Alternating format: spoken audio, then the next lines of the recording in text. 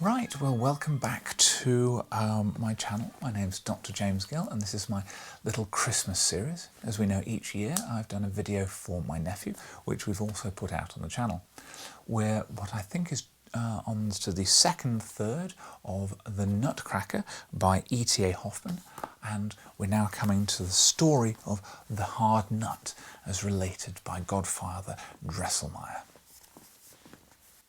The story of the Hard Nut. Pirlipat's mother was the wife of a king, and therefore a queen, and Pirlipat straightway at the moment of her birth a true princess.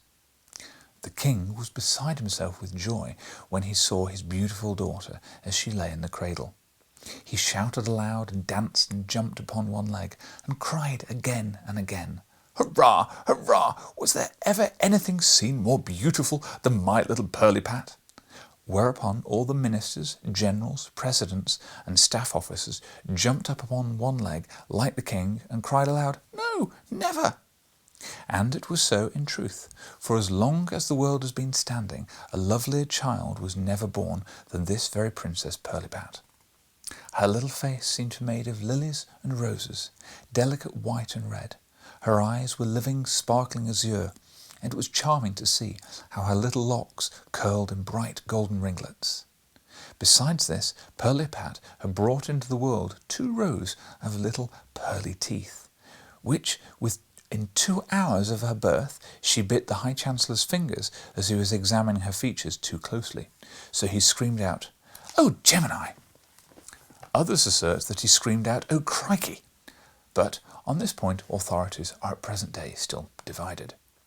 Well, little Pirlipat bit the High Chancellor's finger, and the enraptured land knew now that some sense dwelt in Pirlipat's beautiful body. As had been said, all were delighted. The Queen alone was very anxious and uneasy, and no one knew wherefore, but everybody remarked with surprise the care with which she watched Pirlipat's cradle. Besides, the doors were guarded by soldiers, and not counting the 2 nurses, who always remained close by the cradle, 6 maids, night after night, sat in the room to watch. But what seemed very foolish, and nobody could understand the meaning of it, was this. Each of these 6 maids must have a cat upon her lap, and stroke it the whole night through, and thus keep it continually purring. It's impossible that you, dear children, can guess why Pirlipat's mother made all these arrangements, but I know and will straightway tell you. It happened that once upon a time many great kings and fine princesses were assembled at the court of Pirlipat's father, on which occasion much splendour was displayed, and the theatres were crowded, and balls were given, and tournaments were held almost every day. The king, in order to show plainly that he was in no want of gold or silver, was resolved to take a good handful out of his royal treasury and expend it in a suitable manner. Therefore, as soon as he had been privately informed by the overseer of the kitchen that the court astronomer had predicted the right time for killing, he ordered a feast of sausages, leaped into his carriage, and went himself to invite the assembled kings and princes to take a little soup with him, in order to enjoy the agreeable surprise which he had prepared for them. Upon his return, he said very affectionately to the Queen, "You know, my dear, how extremely fond I am of sausages." The Queen knew at once what he meant by it, and it was this, that she should take upon herself, as she had often done before, the useful occupation of making sausages. The Lord Treasurer must straightway bring to the kitchen the great golden sausage kettle, and the silver chopping knives and stewpans. A large fire of sandalwood was made, and the Queen put on her damask apron, and soon the sweet smell of sausage meat began to steam up the kettle. The agreeable odour penetrated even the royal council chamber, and the king, seized with a sudden transport, could no longer restrain himself. "With your permission, my lords," he cried, and leapt up and ran as fast as he could into the kitchen, embraced the Queen, stirred a little with his golden sceptre in the kettle, and then, his emotions quietened, returned calmly to the council. The important moment had now arrived when the fat was to be chopped into little pieces and browned gently in the silver stewpans.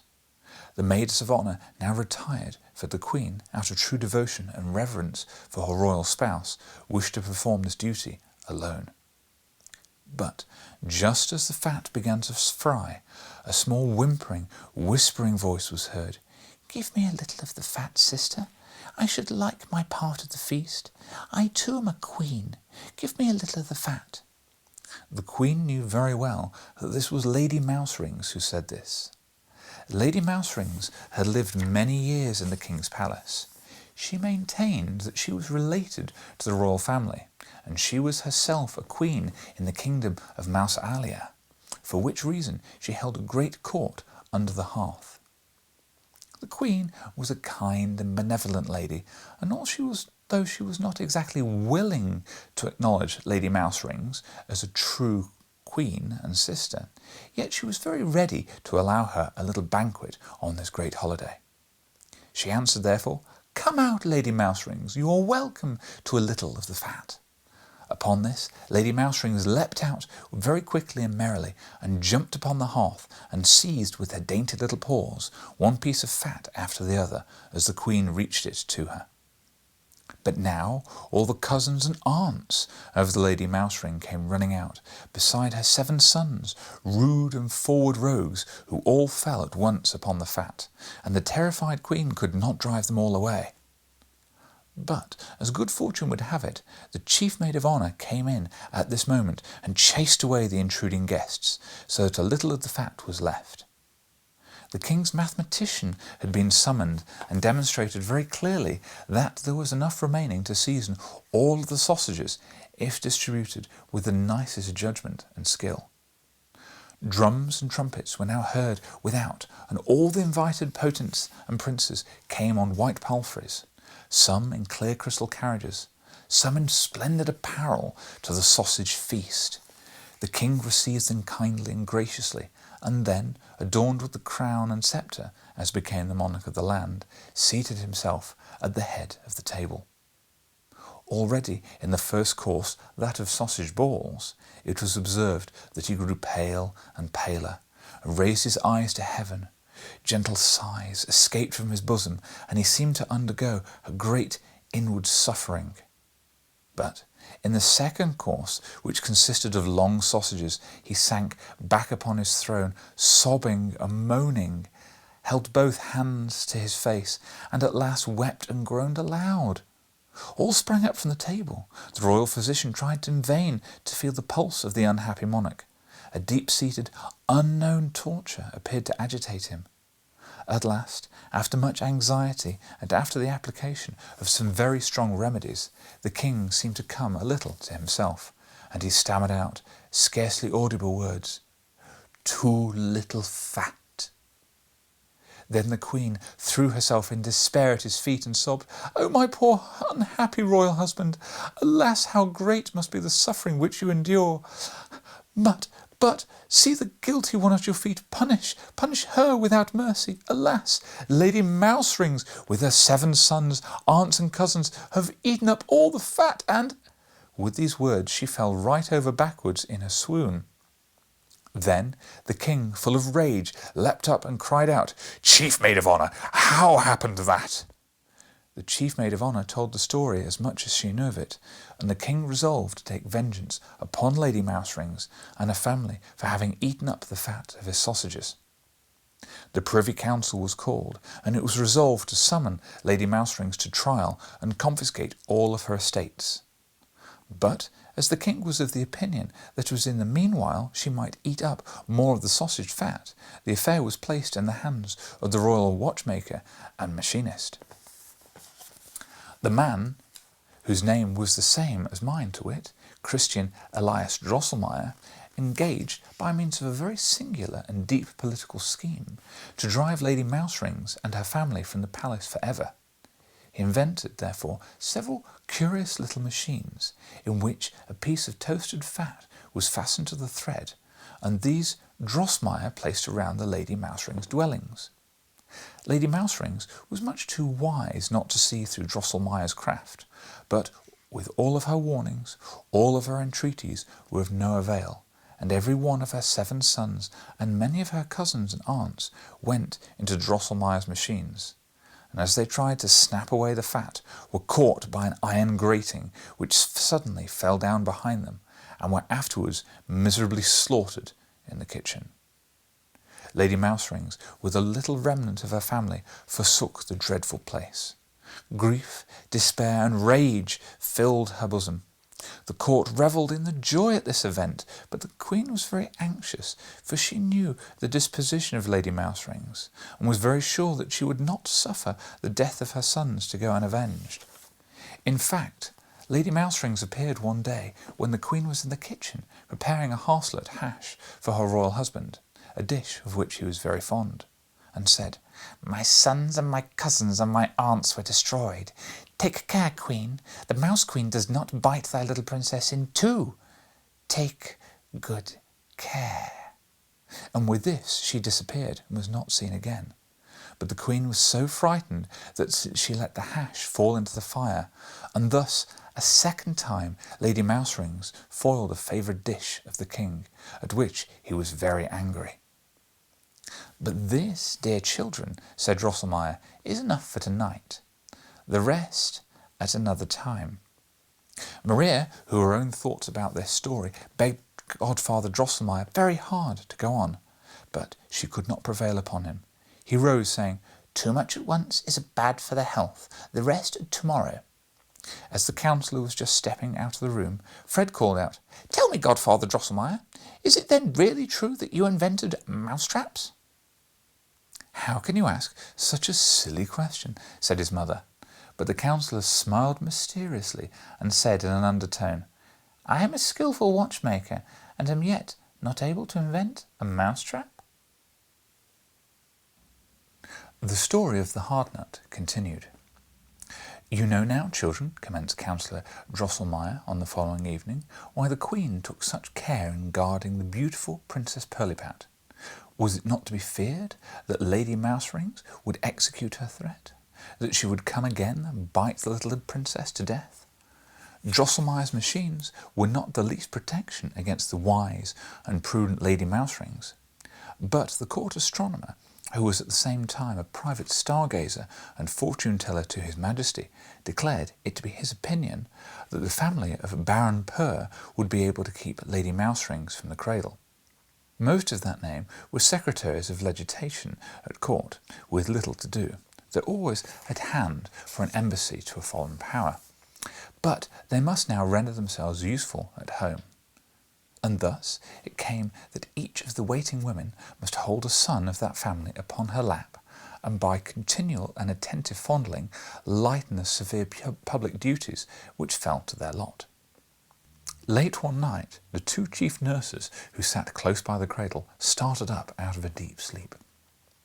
All around lay quiet in slumber, no purring, and the stillness of a grave. Even the death watch could be heard ticking. And what was the terror of the 2 chief waiting women, as they saw just before them a large, dreadful mouse, which stood erect on its hind feet and laid its ugly head close against the face of the princess. With a cry of terror they jumped up. All woke, but in a moment Lady Mouserings, for the great mouse by Pirlipat's cradle was no one but she, ran as fast as she could to the corner of the chamber. The secretaries of legislation leapt after her, but too late. She disappeared through a hole in the chamber floor. Little Pirlipat awoke at the noise and wept bitterly. "Oh, thank heavens!" cried the nurse. "She lives! She lives!" But how great was their terror when they looked at Pirlipat and saw what a change had taken place in the sweet, beautiful child. Instead of a white and red face with golden looks, a large, ill-shaped head sat upon her thin, shriveled body. Her azure blue eyes were changed into green, staring ones, and her little mouth had stretched itself from ear to ear.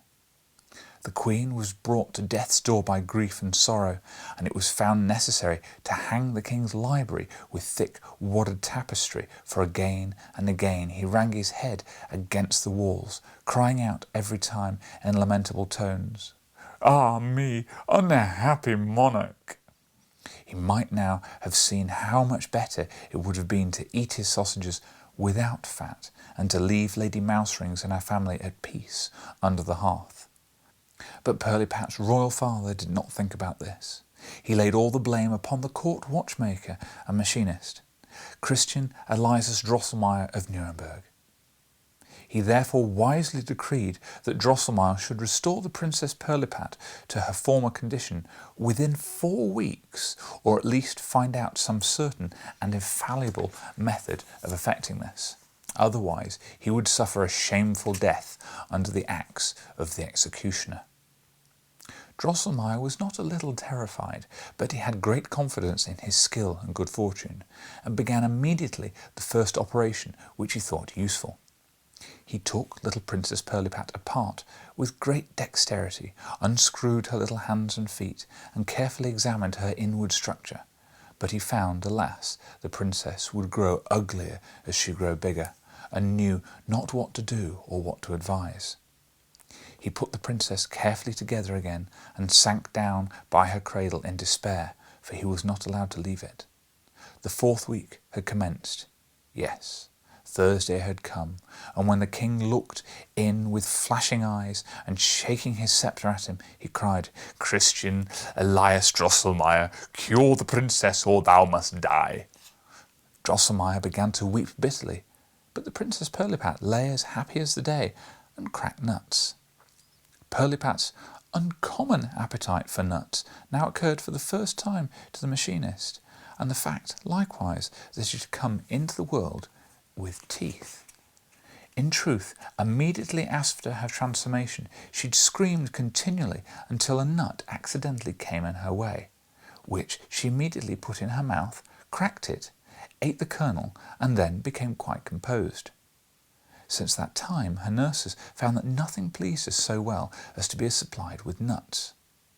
"O sacred instinct of nature, eternal, inexplicable sympathy of existence," cried Christian Elias Drosselmeyer, "thou pointest me at the gates of this mystery. I will knock, and they will open." He begged straightway for permission to speak to the royal astronomer, and was led to his apartment under a strong guard. They embraced with many tears, for they had been warm friends, then retired to a private cabinet and examined a great many books which treated of instinct, of sympathies and antipathies, and other mysterious things. Night came on, and the astronomer looked at the stars, and with the aid of Drosselmeyer, who had a great skill in such matters, set up the horoscope of Princess Pirlipat. It was a great deal of trouble, for all the lines grew while more and more intricate. But at last, what joy! At last it became clear that Princess Pirlipat, in order to be freed from the magic which had deformed her and regain her beauty, had nothing to do but to eat the kernel of the nut Crackatut. Now the nut Crackatut had such a hard shell that an 48-pounder might be wheeled over it without breaking it. This hard nut must be cracked with the teeth before the princess by a man who had never been shaved and had never worn boots. The young man must then hand her the kernel with closed eyes, and must not open them again until he's marched 7 steps backwards without stumbling. Drosselmeyer and the astronomer had laboured together without cessation for 3 days and nights, and the king was seated at dinner on Sunday afternoon, when the machinist, who was to have been beheaded early Monday morning, rushed in with joy and transport and proclaimed that he had found a method of restoring the Princess Pirlipat to her lost beauty. The king embraced him with great kindness and promised him a diamond sword, 4 orders of honour, and 2 new Sunday suits. "Immediately after dinner we shall go to work," he added, "and to see it, dear machinist, that unshorn young man in shoes is ready at hand with the nut Crackatut, and take care that he drinks no wine beforehand, for fear he should stumble as he goes back 7 steps backwards, like a crab. Afterwards he may drink like a fish." Drosselmeyer was very discomposed at these words, and after much stuttering and stammering, said that the method discovered, indeed, but that the nut Crackatut and the young man to crack were yet to be sought after, and that it was very doubtful whether Nut or Nutcracker would ever be found. The king in great anger swung his sceptre about his crowned head and roared with the voice of a lion, "Then off goes thy head! It was very fortunate for the unhappy Drosselmeyer that this kind dinner had been cooked better than the usual day, and thus he was in a pleasant humour, and disposed to listen to reason, while the good queen, who was moved by hard fate of the machinist, used her influence to soothe him. Drosselmeyer then, after a while, took courage and represented the monarch that he performed his task in discovering the means to restore the princess to her beauty, and thus, by the terms of royal decree, had secured his safety. The king said that was all trash, stupid nonsense and stuff, but resolved at last that the watchmaker should leave court instantly, accompanied by the royal astronomer, and never return without the Nutcracker in his pocket. By the intercession of the Queen, he consented that the Nutcracker might be summoned by a notice in the all home and foreign newspapers and the journals. Here the counsellor broke off and promised to narrate the rest of the following evening. Conclusion of the story of the hard nut. In the evening, as soon as the candles were lighted, Godfather Drosselmeyer appeared and continued his story as follows. Drosselmeyer and the astronomer had been 15 years on their journey without seeing the least signs of the Nutcracker. It would take me a month, children, to tell where they went and what strange things happened to them. I must pass over and commence where Drosselmeyer sank at last into despondency, and I felt a great desire to see his dear native city, Nuremberg. This desire came upon him all at once as he was smoking a pipe of tobacco with his friend in the middle of the wood in Great Asia. "Oh, sweet city," he cried, "oh, native sweet city, sweet Nuremberg, he who has never seen thee, though he may have travelled London, Paris and Rome, if his heart is not dead to emotion, must continually desire to visit thee. Thee, O Nuremberg, sweet city, where are thou many beautiful houses with windows?" As Drosselmeyer grieved in such a sorrowful manner, the astronomer was moved with sympathy and began to cry and howl so pitifully it was heard far and wide through Asia. He soon composed himself again, wiped out his tears and said, "But why, my respected colleague, why sit here and howl? Why do we not go to Nuremberg? Is it not all the same, wherever we seek after this miserable Krakatut?" "That is true," replied Drosselmeyer, greatly resolved. Both arose, knocked out their pipes, and went straight forward out of the wood in the middle of Asia, right to Nuremberg. They had scarcely arrived there when Drosselmeyer ran into his brother, Christopher Zacharias Drosselmeyer, puppet maker, varnisher, gilder, to whom he had not seen for many years. The watchmaker told him the whole story of the Princess Pirlipat, Lady Mouserings, and the Nutcracker, so that he was struck his hands together over and over with astonishment, and exclaimed, Brother, brother, what strange things are these?" Drosselmeyer then related the history of his travels, how he had passed 2 years with King Date, how coldly he had been received by Prince Almond, and how he sought information, but to no purpose, with a natural society in Squirrelberg. In short, now his search everywhere had been in vain to find even the least signs of the Nutcracker. During his account, Christopher Zacchaeus often snapped his fingers, turned about on one foot, winked, laughed, clucked with his tongue, and then called out, "Hi, hem, I, ooh, I, if it should."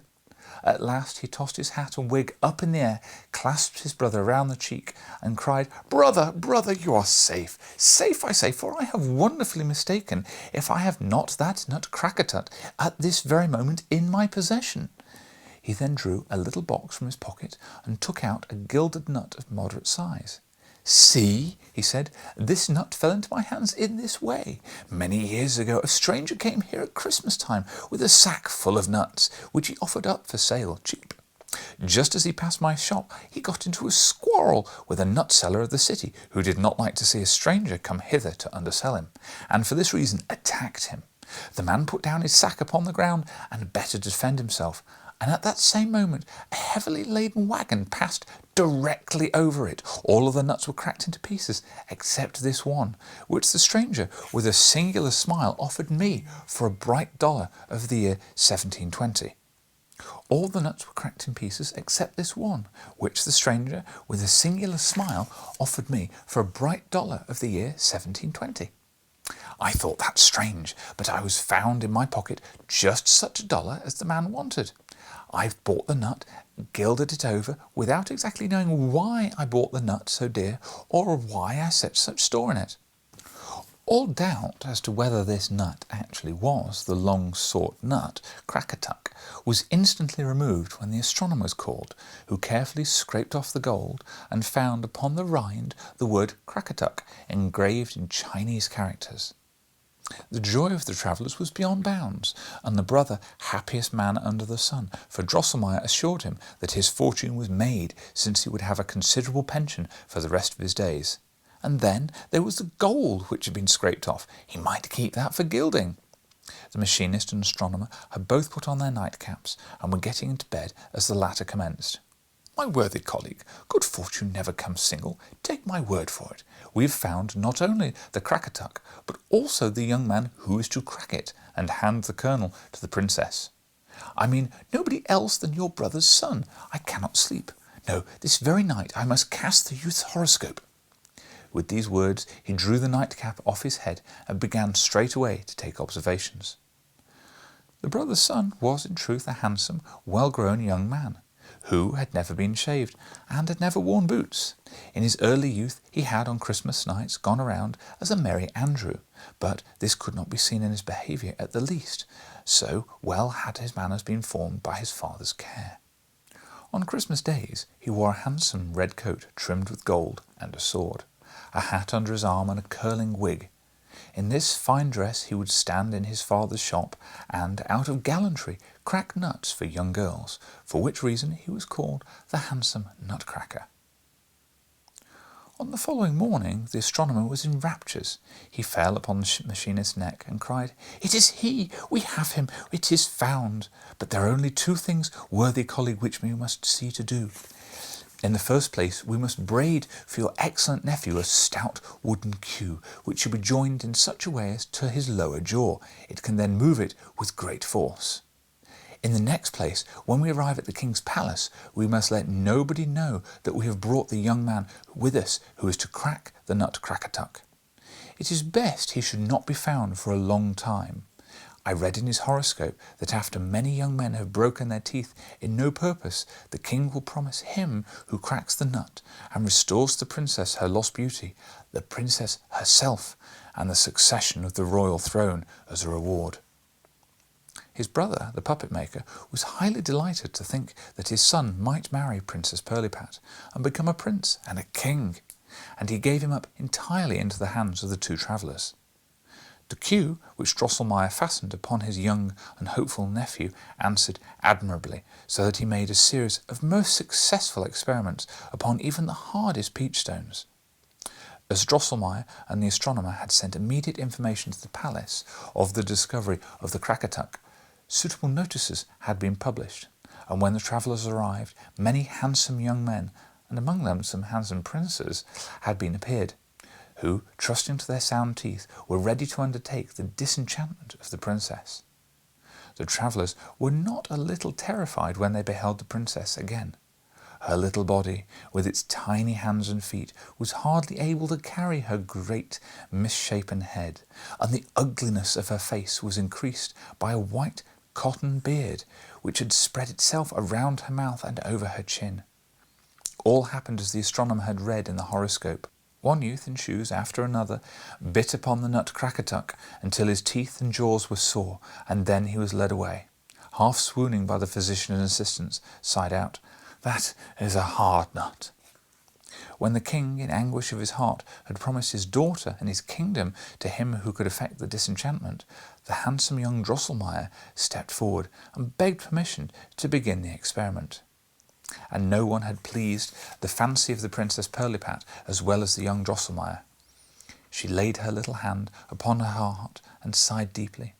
"Ah, if this might be the one who is to crack the nut Crackatuck and become my husband."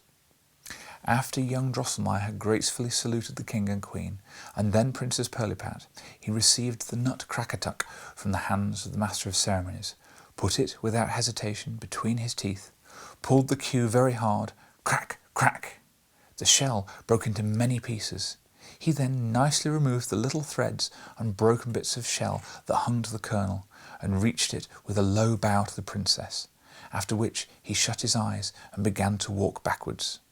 The princess straightway swallowed the kernel, and behold, her ugly shape was gone, and in its place appeared the most beautiful figure, with a face of roses and lilies, delicate white and red, eyes of living, sparkling azure, and locks curling in bright golden ringlets.